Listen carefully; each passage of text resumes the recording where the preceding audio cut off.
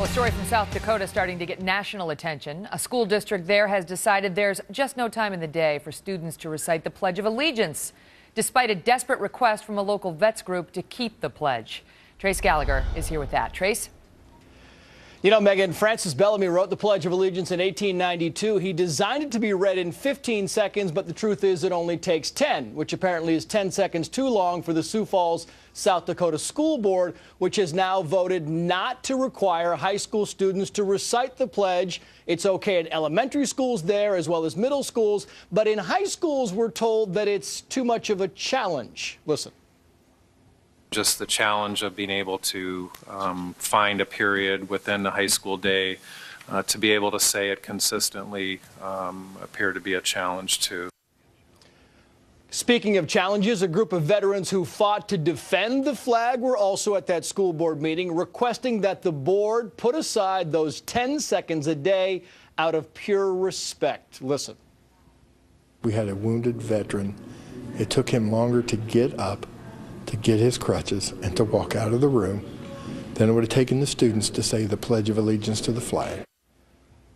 But despite that military plea, the board voted unanimously to not recite the pledge that you see on your screen, because where in a 7-hour day would you find the extra 10 seconds? Listen again. We do not,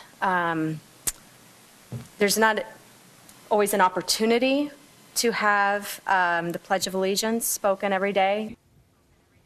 If you were timing it, that soundbite took 11 seconds. The veterans, by the way, Megan, say they are not giving up. They will continue fighting to see if they can get the pledge reinstated back at Sioux Falls High School. Trace, thank you. Joining me tonight with reaction is Jedediah Bila. She's a Fox News contributor and former academic advisor who taught middle school and high school. Jedediah, it's not feasible to say they can't find time for it? It's ridiculous that anyone would say that you can't find time. I find it strange that this high school the high schools they're talking about don't have homeroom periods. But even if you didn't have a homeroom, there would be some period in the day where attendance has to be taken, where activities are talked about. I had so much time, even if I had a 10-minute homeroom session, you can't tell me you can't throw 10 seconds in there to have the Pledge of Allegiance. And what's really, really unfortunate is that a lot of high school students cannot recite it. They don't know it. In this day and age, you have these kids who don't understand the value of the Pledge of Allegiance, who don't understand the value of paying tribute to veterans, to people who have fought for this country, and who really don't understand what America stands for, because they can't even recite our Pledge of Allegiance. And they're not forced to take a moment, just a moment, to pause and consider it. Even if you don't consider it, eventually it seeps in and you stop and you say,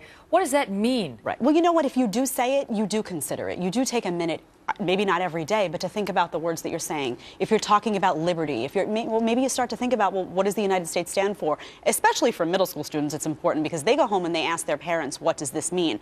I've taught in schools where Pledge of Allegiance, I taught in a school for many years where I never heard the Pledge of Allegiance said once. I thought it was ridiculous, and when I would bring that up to students, I can't tell you how many students weren't able to recite it. This is why people don't understand what we're fighting for. When we talk about current events and we talk about these issues and what we're looking to preserve, they can't tell you because they can't even recite the Pledge of Allegiance. They have time for sex ed.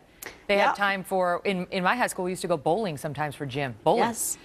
They have time to cheer the football team, but they don't have time to cheer the United And they have a States of time America. for a bunch of politically correct activities, I will assure you, but the Pledge of Allegiance doesn't fit into that bracket, so no time for that, Well, unfortunately, and very sadly, in my opinion. We'll see if the vets win their fight, which they say goes on. Thank you, Jedediah. Thank you. Well, for months and months, Hillary Clinton has held a commanding lead over Chris Christie as people look at possible 2016 matchups. Not anymore. What happened? And in 3 minutes, the architect of Obamacare, Dr. Ezekiel Emanuel, talking about the release of those terrible enrollment numbers and the growing anger we are now seeing in new Fox News polls tonight.